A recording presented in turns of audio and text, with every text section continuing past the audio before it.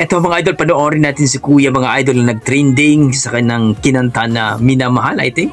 No? Grabe, ang ganda ng boses mga idol. Ma-miss talaga kayo dito.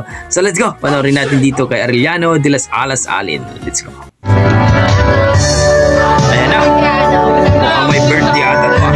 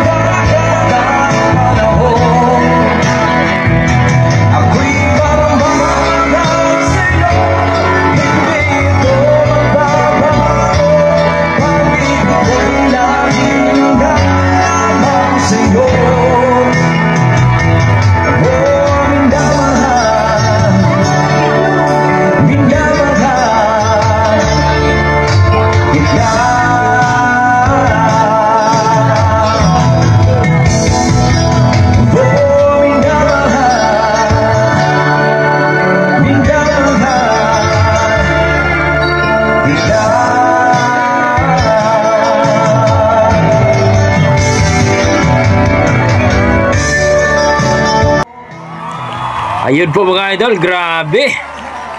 Arellano de las Alas Alin mga idol sa kanyang Minamahal. Napakaganda at nag-trending po ito mga idol. Grabe naman tong si Kuya. Ganda ng boses. Malupit ka talaga. So kung na-amaze kayo dito mga idol at anong opinion nyo dito sa kanyang Minamahal, sa kanyang cover song na talagang sa birthdayhan lang eh. Oh, grabe talaga. Yan ang sinasabi natin pag mga birthdayhan, no, inuman ay talaga namang lalabas talaga ang pagkahalimaw ng boses natin dyan.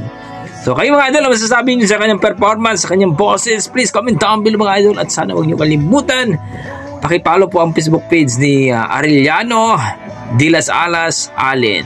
Maraming salamat mga idol. Kung nagustuhan yung ating reaction video, please paki-comments po mga idol at paki-share na rin po. Okay, mga idol, maraming salamat. Yan ang ating mga dugong Pinoy pagdating sa kantahan. Mamaw talaga. God bless mga idol.